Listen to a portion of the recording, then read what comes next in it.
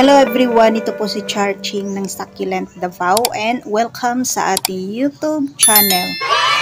And for today's video, 3 weeks ago, meron po tayong tinanim na mga sili dito sa ating munting garden. So mamaya ay check natin guys yung ating plant, and then 11 days ago nagripa tayo ng ating nagpropagate tayo ng ating aglaonema, and then meron po akong i-update din na cuttings propa natin. So heto yung isa nating cuttings propa na Euphorbia guys. So hinihintay ko pa rin siyang magkalos. So medyo okay na, dry na yung kaniyang sugat. So ngayon ay update na din tayo sa ating haworthia. So ayan, meron na siyang pa-flower. Ayan, first time kong nakita yung ganito kataas na flower ng ating haworthia. So yan, at okay na siya, and then siguro pag medyo malaki na yung kaniyang mga babies ay pwede na rin natin i-propagate. So update sa ating mga dish garden. Ayan sila guys, merong hindi nag-success, and then yung iba ay okay pa naman. Ayan, so heto sila ay na konting water la yung binibigay ko pag medyo dry na yung kaniyang soil. So bigyan natin ng water. So ito hindi na maganda, so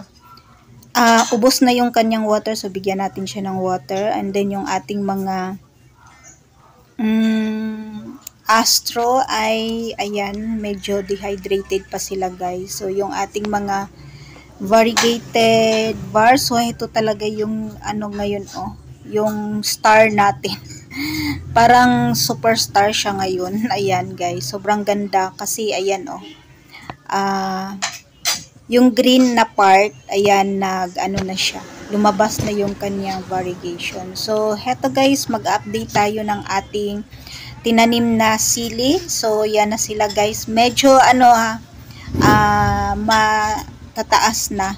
So hindi pa sila pwede talaga i-repat. So yan, tingnan natin, kailangan meron pang lumabas na bagong dahon. So ito medyo na siya, malalaki na siya. So okay na yung ating sili. So successful po guys. So heto yung isa nating cuttings guys, yung mga cuttings ko ng bougainvillea. Ayan, parang sila, mga 2 weeks lang to na cuttings natin. So ang ginawa ko kasi to sila guys, mga hybrid na na bougainvillea. Merong Arjona, then heto yung pink patch tama ba yung parang tinatawag nila, na di naman siya Mr. and Mrs., iba yung Mr. and Mrs. So yung ating black alocasia, ayan, malaki na yung kanyang pa-unfern na dahon. So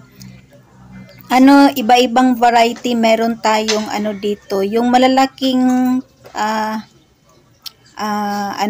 cuttings ay yan, ayan, meron na silang roots guys. Ayan, successful yung before, kasi nagtry ako nito, hindi nag-success na sila lahat na lanta. So ngayon ayan, sila ayan, parang naawa sa atin yung bougainvillea guys, na nag-produce sila ng roots. So before kasi ang dami nung na cuttings, nalanta lang sila lahat. So ngayon ayan, na nagkaugat na sila guys. So yung variety nito, Indian Citra, meron tayong Indian Citra, Arjona, at saka yung variegated yung dahon na So ito meron din, ayan guys, yung mga puti-puting spot, ayan. Parang itong isa wala pa, pero yung tatlo ayan na, meron na silang roots na po yan guys. So ayan, pag medyo mahaba na yung kanilang roots, pwede na natin silang ipat. So yan, at happy ako kasi pinapaganda natin yung mga bougainvillea doon sa sa likuran. So heto, at nakapag-propagate tayo para dumami sila ng dumami dito sa ating munting garden. So yan guys, yung naging success natin na cuttings propagation sa pamamagitan po ng water. Ayan, water propagation. Ayan.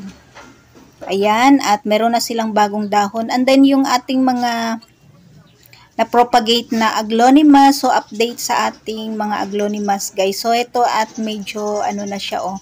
Ayan, hindi na siya matamlay kasi dito sa area na to, nung nag-propagate tayo nito guys ay sobrang init, and then mga ilang araw na sunod-sunod yung araw. So ayan, at sumigla ulit yung ating mga propa. Ayan sila dito na area. So yan, at ngayon po ay wala pong init dito sa ating location, makulimlim.